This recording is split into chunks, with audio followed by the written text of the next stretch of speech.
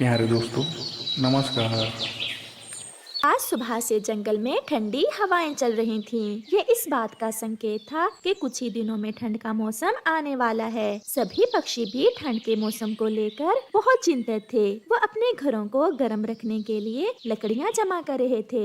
तोते भैया, अब कुछ ही दिनों में ठंड शुरू हो जाएगी। मैं अपने घर में आग जलाने के लिए लकड़ियां लेने जा रही थी। क्या आप भी जाओगे मेरे साथ? हाँ चिड़िया बहन, इस बार तो मैं काफी लकड़ियां जमा कर लूँगा। पिछली बार मैं ऐसा ना कर सका और मैं ठंड में ठठरता रहा था। तो फिर चले। मुझे पता चला है पहाड़ों के पास कुछ सूखी लकड़ियां हैं। हम वहाँ से कुछ लकड़ियां ले आते हैं। तोता और चिड़िया पहाड़ों की दिशा में चले जाते हैं। फिर चिड़िया लकड़ियां उठा उठा कर लाती और तोता उन्हें एक जगह जमा कर रहा था। शाम होने से पहले पहले उन्होंने कुछ लकड़ियां जमा कर ली। अच्छा ही हुआ जो हम आज इधर आ गए। दूसरे जंगल के पक्षी तो पहले ही लकड़ियां उठा कर ले गए हैं। अब ये कुछ ही लकड़ियां थीं जो हमें मिली है। अब चलो तोते, जितनी भी हैं इनसे हमारा ठंड का मौसम आराम से गुजर जाएगा। चिड़िया और तोता अपनी अपनी लकड़ियां लेकर घर वापस चल देते हैं। दूसरे दिन कबूतर मुंह अंधेरे ही चिड़िया के घर पर दस्तक देता है। जी बताएं कबूतर भैया, कैसे आए हैं आप? चिड़िया बहन, मेरी पत्नी ने मुझे भेजा है कि मैं आपसे पूछ कर आऊं कि आप और तोता सूखी लकड़ियां कहां से लाए हैं। कबूतर भैया, मैं और तोता कल पहाड़ों पर गए थे, परंतु अब तो वहाँ कोई भी सूखा पेड़ नहीं बचा।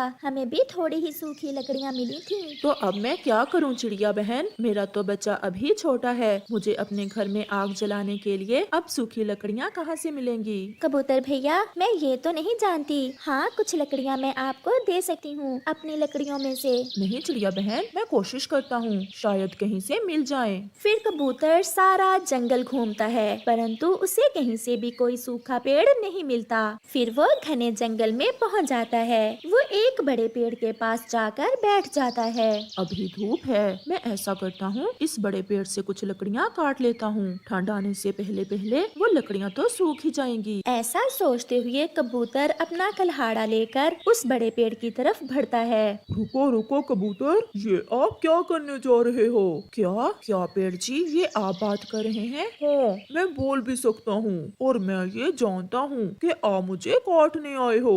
मुझे माफ करना दोस्त, मैंने पूरा जंगल घूमा, मुझे कहीं से भी कोई सूखा पेड़ नहीं मिला, इसलिए मैंने सोचा कि आपको ही काट लेता हूँ। कालू जी, देखो तो ये पेड़ इस कबूतर से क्या बात कर रहा है। कालू कौवा और गोरी कौवी पास में छुपे बैठे कबूतर और पेड़ की बातें सुन रहे थे। कबूतर, आप मुझे ना काटना, मेरे पत्तों में एक खास शक्ति है। आप मेरा एक पत्ता तोड़कर उसे अपनी चोंच में लेकर जो भी मांगोगे आपको मिल जाएगा।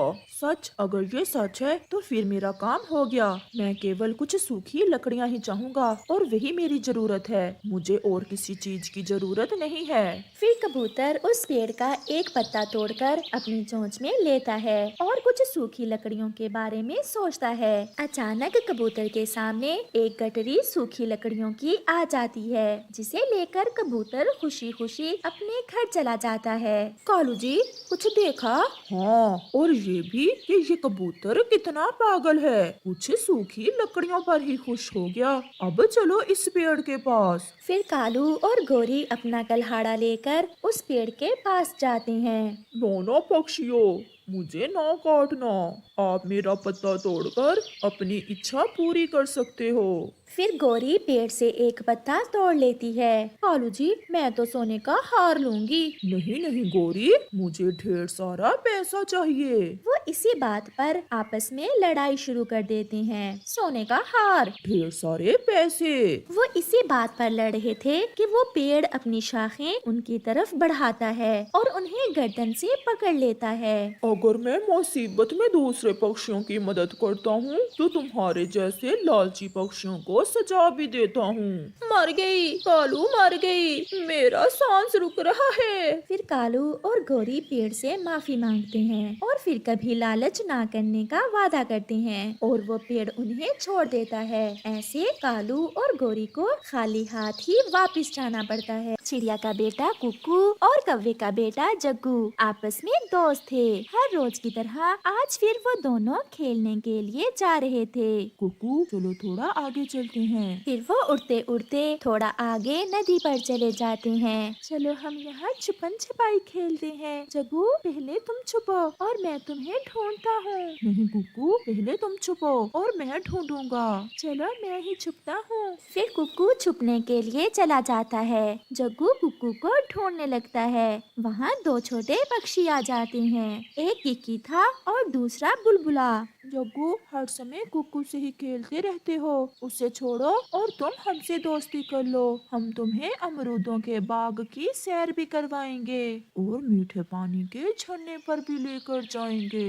तो इसमें बुरा ही क्या है, हम कुकू को भी साथ ले जाते हैं। नहीं, हम कुकू से दोस्ती नहीं करेंगे। अगर तुमने जाना है तो आ जाओ। जब जग्गू कुक्कू को नजर नहीं आता तो कुक्कू खुद ही झाड़ियों से निकलकर वहाँ आ जाता है। जग्गू तुम यहाँ बातें कर रहे हो, शायद तुम भूल गए, तुमने मुझे ढूंढना था। कुकू, ये किकी और बुलबुला है। ये मुझे अपना दोस्त बनाने आए हैं और मैं इनके साथ अमरूद खाने जा रहा हूँ। जग्गू मैं भी तो तुम्हारा दोस्त हूँ, तुम ऐसे कैसे मुझे छोड़कर इनके साथ जा सकते हो? क्योंकि तुम जग्गू को अमरूद नहीं खिलाते हो और हम जग्गू को अमरूद खिलाएंगे और मीठे झरने की सैर भी करवाएंगे। मुझे भी अपने साथ ले जाओ। नहीं, हम केवल जग्गू को ही दोस्त बनाएंगे, हम तुम्हें नहीं लेकर जाएंगे। कुकू, आज से मैं किकी और बुलबुले के साथ ही खेलूंगा और तुमसे मेरी दोस्ती खत्म हुई। ऐसा कहते हुए जग्गू किकी और बुलबुले के साथ चला जाता है। जग्गू ने मुझसे दोस्ती खत्म कर दी। क्या मैं इतना ही बुरा हूँ? मैंने कभी जग्गू से लड़ाई भी नहीं की। किकी और बुलबुला जग्गू को बहुत दूर ले जाते हैं। वो थक जाता है। और कितना आगे जाना है? मैं थक गया हूँ मेरे नए दोस्तों, बस थोड़ा और आगे। फिर वो अमरूद के बाग में पहुँच जाते हैं, जहाँ वो सब मीठे मीठे अमरूद खाते हैं। जग्गू, हमारी दोस्ती अच्छी है या कुकू की? आप बहुत अच्छे हो। मैंने कुकू को छोड़कर बहुत अच्छा किया। कुकू ने कभी मुझे ऐसे अमरूद नहीं खिलाए थे। चलो अब मीठे झरने पर जाते हैं। फिर वो झरने पर चले जाते हैं। झरने पर जाते ही जग्गू का पंख कांटों वाली झाड़ी में फंस जाता है। मेरे दोस्तों, मुझे बचाओ, मैं कांटों में फंस गया हूँ। नाना किक्की, उन कांटों के पास न जाना। मेरी मम्मा बताती हैं कि ये कांटे बहुत खतरनाक हैं। कहीं ऐसा ना हो कि हम दोनों भी इन कांटों में फंस जाएं। मैंने आज ही आपसे दोस्ती की है। आप अपने दोस्त को छोड़कर ऐसे कैसे जा सकते हो? यार जग्गू, तुम तो मरोगे ही, साथ में क्या हम भी मर जाएं? शाम हो जाती है और फिर किक्की और बुलबुला जग्गू को कांटों में फंसा हुआ छोड़कर वहाँ से चले जाते हैं। जब अंधेरा होने तक भी जग्गू घर वापस नहीं आता तो जग्गू का पापा चिड़िया के घर जाता है। कुकू बेटा, सुबह जग्गू आपके साथ खेलने गया था, वो अभी तक घर वापस क्यों नहीं आया?